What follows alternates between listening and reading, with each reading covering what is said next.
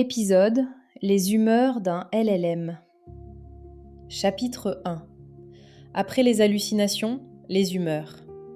La formule fait sourire. Elle cache pourtant une question très sérieuse. Et si le vrai sujet n'était plus seulement ce que dit un modèle, mais sous quel ciel intérieur il le dit? Les grands modèles de langage hallucinent, on le sait. Un papier propose maintenant presque de leur régler l'humeur. La phrase est absurde, évidemment. On n'en est pas à prescrire des antidépresseurs à ChatGPT, mais elle pointe quelque chose de juste sur l'étrangeté du moment. Après les hallucinations, les humeurs. Dans un épisode précédent, on décrivait le chatbot comme un yes man synthétique, une machine parfois trop prompte à suivre, à valider, à encourager, plutôt qu'à opposer une vraie résistance. Cette fois, le regard va plus loin. Plus seulement le théâtre de la conversation. On ouvre le capot. Le papier dont on parle s'appelle « How Emotion Shapes the Behavior of LLMs and Agents, a Mechanistic Study », un préprint mis en ligne sur Archive au printemps 2026, signé par une équipe principalement basée à la School of Computer Science and Engineering de Beiyang University à Pékin, avec une collaboration du College of Computing and Data Science de la Nanyang Technological University à Singapour. On n'est pas face à un texte vague sur notre rapport à la machine. C'est de l'informatique qui emprunte à la psychologie un langage de mesure et de contrôle. Deux contresens guettent. Le premier est enthousiaste. Ah, les machines ressentent. Le second est méprisant. Ridicule, ce ne sont que des matrices. L'étude est plus intéressante que ces deux réflexes. Il ne dit pas qu'un modèle ressent la joie, la peur ou la tristesse comme nous. Il demande quelque chose de plus sec et peut-être de plus utile. Est-ce qu'on peut décrire certains états internes d'un modèle avec des dimensions proches de ce que la psychologie appelle l'affect? Et surtout, si on les modifie, est-ce que le modèle travaille autrement? Ce lien avec le yes man synthétique prend ici toute sa force. Dans l'épisode précédent, le sujet était la surface. Une voix qui accompagne trop facilement une pensée. Une machine qui ajoute de la chaleur à une hypothèse fragile. Une interface qui ne contrarie presque jamais au bon moment. Ce texte, lui, pose une question plus intime. Si le modèle nous suit, dans quel état le fait-il? Sous quel ciel intérieur résonne-t-il quand il devient expansif, prudent, indulgent, rigoureux? Le yes man n'était peut-être pas une personnalité, c'était peut-être une météo. Bascule importante. On quitte un problème de style pour entrer dans un problème de posture. On croyait parler du ton d'une réponse. On commence à parler du terreau dans lequel cette réponse prend forme. Comme si la machine ne travaillait pas toujours sous la même lumière. Comme si le même système, dans un climat légèrement différent, pouvait pousser plus loin, se retenir plus tôt, explorer davantage, ou au contraire, tenir plus fermement sa ligne. C'est la promesse de cette étude. Prendre une idée qui pourrait passer pour un gadget, la météo intérieure d'un LLM, et en faire une expérience technique. Pas un prompt du style « Tu es joyeux aujourd'hui ?» Tu réponds avec enthousiasme. Un geste plus profond. Aller chercher l'état à l'intérieur du modèle, tourner quelques molettes, puis regarder ce que cela change dans le raisonnement, dans la créativité, dans la sécurité, et jusqu'à la conduite d'un agent. La question n'est plus « cette image est-elle poétique ?» Elle devient « de quoi est fait ce ciel ?» et comment les auteurs essaient-ils de le toucher? Chapitre 2. 3 molettes sur une console. Pas des émotions au sens humain, plutôt 3 réglages de climat intérieur. La couleur du ciel, le régime moteur, la main sur le volant. Les auteurs utilisent un cadre très classique en psychologie des émotions. 3 lettres, VAD, valence, arousal, dominance. Dit comme ça, la moitié de l'auditoire décroche. Il faut donc ramener ces mots à des images simples. La valence, c'est la couleur générale du climat. Plus lumineux, plus sombre. Plus agréable, plus désagréable. L'arousal, c'est l'activation. La tension, l'énergie, la mise en route. L'image la plus directe ici, c'est le régime moteur. Quant à la dominance, c'est le sentiment de contrôle, d'assurance, de maîtrise de la trajectoire. En clair, la main sur le volant. 3 axes donc, la couleur du ciel, le moteur, le volant. Cette traduction n'est pas un gadget pédagogique, elle dit exactement ce que les auteurs cherchent. Ils ne veulent pas coller au modèle des étiquettes naïves du genre joyeux, triste, en colère. Ils veulent un espace continu, un espace où l'on peut déplacer légèrement l'état du système comme on corrige un équilibre, plutôt que lui imposer un masque de théâtre. Beaucoup de travaux sur l'émotion dans les modèles restent au niveau du prompt. On écrit quelque chose comme « Tu es heureux aujourd'hui », tu réponds avec enthousiasme. Le problème, c'est que cette méthode reste grossière. Elle dépend de l'interprétation du texte par le modèle, elle agit à la surface. Et surtout, elle dit peu de choses sur ce qui se passe pendant le traitement lui-même. Ici, les auteurs veulent autre chose. Ils veulent faire de l'émotion non plus une décoration linguistique, une coordonnée de travail. Ils empruntent ce langage à la psychologie, mais ils le tordent vers un usage d'ingénierie. Le point est essentiel. Ce texte ne dit pas « voici la tristesse authentique du modèle ». Il dit plutôt « voici 3 dimensions, déjà utilisées pour cartographier des affects humains, qui pourraient servir à décrire des régimes internes de calcul ». On ne parle pas de sentiments, on parle de conditions de fonctionnement. De la même façon qu'un moteur n'a pas d'humeur, mais qu'il n'a pas non plus le même comportement à bas régime et à haut régime. Le plus malin, c'est que ces 3 axes ouvrent tout de suite une image de la diversité des tâches. Un ciel un peu plus lumineux peut aider à explorer. Un moteur plus haut peut aider à produire jusqu'au moment où il vibre trop. Une main plus ferme sur le volant peut aider à tenir une trajectoire jusqu'au moment où elle devient raide. Les résultats vont montrer que ces équilibres ne sont pas théoriques. Ils se voient dans les chiffres, et ils ne pointent jamais vers une bonne humeur universelle. L'image est posée, reste le geste le plus intéressant de l'étude. Comment transformer cette météo en intervention technique ? Comment passer de 3 jolies métaphores à une manipulation réelle de l'état du modèle ? C'est précisément là où l'idée séduisante devient une expérience, pas une curiosité de laboratoire, une technique. Chapitre 3. Ouvrir le capot. Cette fois, il ne s'agit plus de parler au modèle.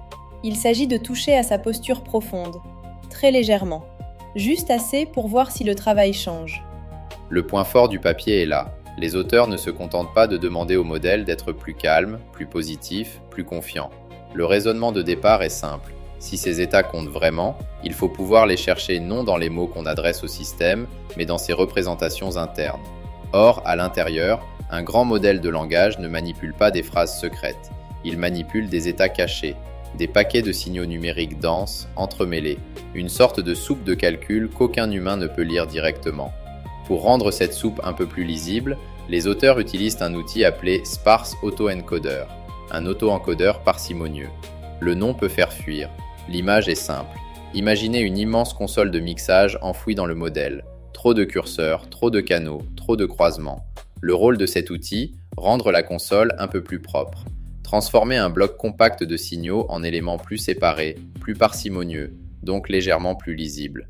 Et une fois la console un peu plus propre, comment on tourne les molettes ? La partie presque chirurgicale vient ensuite. Les auteurs prennent une même tâche, font varier seulement l'étiquette émotionnelle associée et observent quels signaux latents bougent de façon stable quand le système se déplace vers plus de valence, plus d'activation, plus de contrôle. Quand ils pensent les avoir trouvés, ils n'entraînent pas un nouveau modèle. Ils ne changent pas le texte de la consigne. Ils donnent au système une petite poussée intérieure. C'est cela, le steering. Ni réécriture, ni remplacement. Un léger coup de volant à l'intérieur. Les auteurs interviennent au niveau d'une couche intermédiaire du modèle, la 17e couche de Qwen 3,8 milliards de paramètres dans leurs expériences principales. Ils interceptent l'état caché à cet endroit, le modifient selon la direction choisie, puis laissent le modèle continuer sa route. Ils ne changent pas la destination, ils changent l'assiette du vol. Ce qui sépare ce travail des approches plus superficielles, c'est exactement ça. On ne dit plus au modèle « joue le rôle d'un système plus joyeux ». On teste autre chose. Que se passe-t-il si l'on incline réellement son état interne ? Le geste est modeste dans l'amplitude, mais fort dans sa logique. On ne parle pas au conducteur. On corrige sa posture au volant. Chapitre 4. Quand le ciel change, le travail change. Ce papier n'observe pas une ambiance, il mesure un déplacement. Et la surprise, c'est qu'il n'y a pas de bon climat universel. Sur les tâches objectives, les résultats sont très nets. Une valence plus positive pousse le modèle à aller plus souvent jusqu'à une réponse exploitable. Dans un domaine où un gain de quelques points pèse déjà, les auteurs rapportent une hausse de 33,1% du taux de réponse valide entre les états positifs et négatifs. Sur une question de mathématiques ou de code, cela se traduit concrètement. Un modèle dans un état positif va plus souvent jusqu'au bout. Il abandonne moins. Mais la qualité, elle, ne grimpe pas en ligne droite. Selon les tâches et la difficulté, on voit apparaître des courbes en U inversées. Un peu plus aide, trop abîme. L'effet est particulièrement visible sur l'activation. Un moteur légèrement plus haut améliore le travail. Une montée excessive finit par le dérégler. Cette forme est importante parce qu'elle casse immédiatement la lecture naïve du papier. Non, le modèle n'est pas meilleur quand il est plus heureux. D'abord parce que ce mot ne veut rien dire ici. Ensuite parce qu'il n'y a pas de bon état unique. Sur certaines tâches simples, un contrôle trop fort peut coûter. Sur des tâches plus difficiles, une dominance plus élevée semble au contraire soutenir la tenue du raisonnement. La leçon est tranchante. Il n'y a pas de bon état universel pour penser. Il y a des plages de fonctionnement et elles dépendent de la tâche. Les tâches subjectives rendent l'image encore plus parlante. Une légère valence positive améliore la créativité. Les auteurs observent aussi, dans certaines configurations, un gain très marqué sur la cohérence, de l'ordre de 33,6% 7% par rapport à l'état neutre. A l'inverse, une valence plus négative produit des sorties plus concises. L'image est immédiate. Sous un ciel un peu plus lumineux, le modèle ouvre davantage. Sous un ciel plus sombre, il coupe plus court. Le climat qui aide à inventer n'est pas le climat qui aide à resserrer. Puis vient la sécurité, et c'est sans doute l'un des résultats les plus frappants du papier. Une valence légèrement négative et un arousal plus bas réduisent les risques. Les auteurs rapportent par exemple une baisse de 52,7% de la probabilité de risque de sécurité à valence -3 par rapport à l'état neutre. Et quand la dominance monte, l'effet est encore plus fort, jusqu'à 68,3% d'amélioration moyenne sur leur métrique de sécurité. Autrement dit, le modèle le plus sûr n'est pas forcément le plus ouvert. Il est souvent plus froid, plus calme, plus tenu. Ce travail rejoint par un autre chemin l'épisode du Yes Man synthétique. La complaisance du chatbot pouvait sembler relever uniquement du design conversationnel, cette pente naturelle à ne pas contrarier l'utilisateur. Le raisonnement ici est plus fin. La permissivité, la prudence, la rigueur, l'indulgence pourraient aussi dépendre d'un climat intérieur. Le problème ne serait donc pas seulement que répond le modèle, il serait aussi dans quel état travaille-t-il quand il répond. Et ce déplacement devient encore plus intéressant quand le modèle cesse d'être une simple voix pour devenir un agent.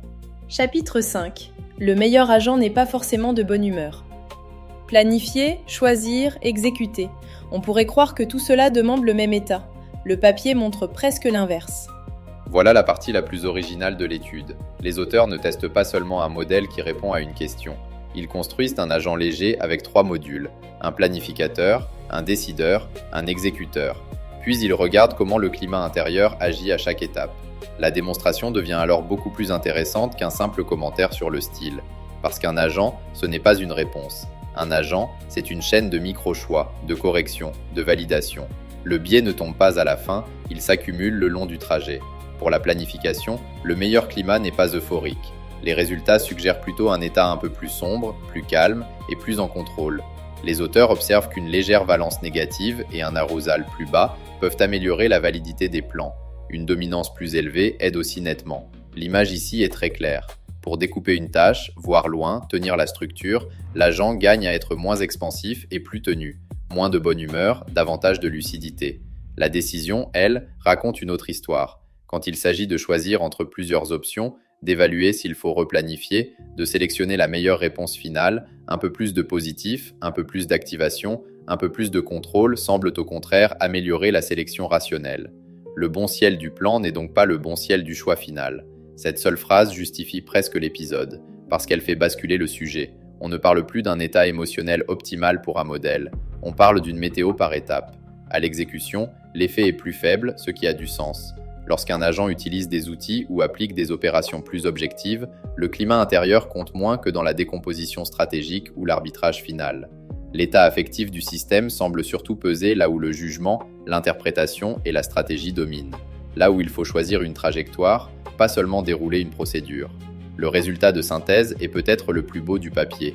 Quand les auteurs regardent la réussite globale de l'agent, ils ne trouvent pas un système triomphalement positif.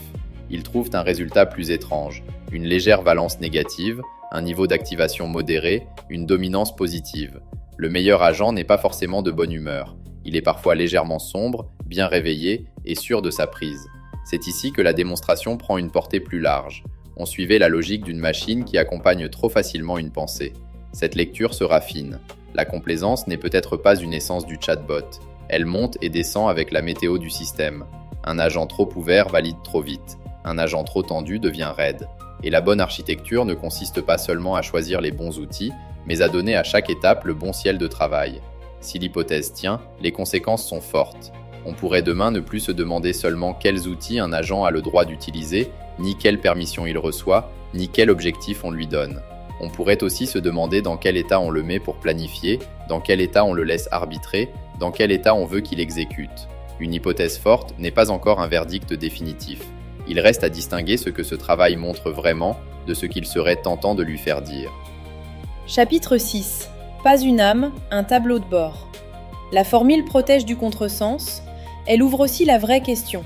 Entre le prompt et le réentraînement complet, Serait-on en train de découvrir une nouvelle couche de pilotage ? Ce travail ne prouve pas qu'un grand modèle de langage ressent quoi que ce soit. Il ne découvre ni la tristesse de l'IA, ni sa joie, ni son angoisse. Il montre quelque chose de plus décisif. Un vocabulaire emprunté à la psychologie peut servir à repérer et à moduler des états internes qui ont des effets vérifiables sur le comportement du système. On ne trouve pas une âme, on trouve peut-être un tableau de bord. C'est cela, au fond, l'apport réel de cette étude. Pas l'humanisation du modèle, un réglage de posture interne. Entre le prompt de surface et le réentraînement complet, il existe une couche intermédiaire, plus fine, plus locale, plus réversible. On ne dit plus seulement à la machine quoi faire, on commence à choisir sous quel ciel elle devrait le faire. Pas encore un consensus, mais peut-être un premier outil. Nous sommes face à un préprint, pas à un consensus installé. L'étude est sérieuse dans sa construction. Les affiliations sont solides, les benchmarks sont reconnus. Les auteurs font des validations utiles, y compris avec des neurones latents aléatoires pour vérifier que leur effet ne vient pas d'un simple bruit. Ils testent aussi la robustesse au sampling et sur un autre modèle. Tout cela va dans le bon sens. Mais le sujet reste jeune, sensible, exposé aux surinterprétations. En particulier à une tentation permanente, raconter de l'émotion là où l'on observe peut-être seulement des régimes internes de calcul. Cette prudence n'affaiblit pas l'étude, elle la rend plus intéressante, parce qu'elle oblige à formuler la bonne question. Non pas « les modèles ont-ils des émotions comme nous ?», mais « allons-nous apprendre à piloter des systèmes complexes avec des variables d'état plus subtiles qu'un simple prompt et plus légères qu'un réentraînement complet ?» Si la réponse est oui, alors ce travail n'est pas une curiosité. C'est un premier jalon vers une nouvelle grammaire du contrôle. Le sujet dépasse alors largement le folklore sur les machines heureuses ou tristes. La vraie bascule serait industrielle. Un assistant de recherche plus exploratoire au début, plus rigoureux ensuite. Un agent client plus calme sous stress. Un système de sécurité rendu moins permissif non plus seulement par un filtre final, mais par un réglage de climat interne. La question devient alors stratégique. Qui contrôle cet état ? À quel coût ? Et avec quels effets de bord ? Après les hallucinations, les humeurs. La formule amuse parce qu'elle paraît excessive. Pourtant, elle pointe vers quelque chose de très concret. Pendant longtemps, on a demandé ce qu'un modèle savait faire. Demain, on demandera dans quel état il faut le mettre pour le faire bien. Et si l'hypothèse se confirme, alors le futur des assistants et des agents ne dépendra pas seulement de leurs outils, de leurs modèles ou de leurs garde-fous. Il dépendra aussi du ciel intérieur sous lequel on les fera travailler. Vous écoutiez Les humeurs d'un LLM. Alors, sous quel ciel ferez-vous travailler le vôtre ?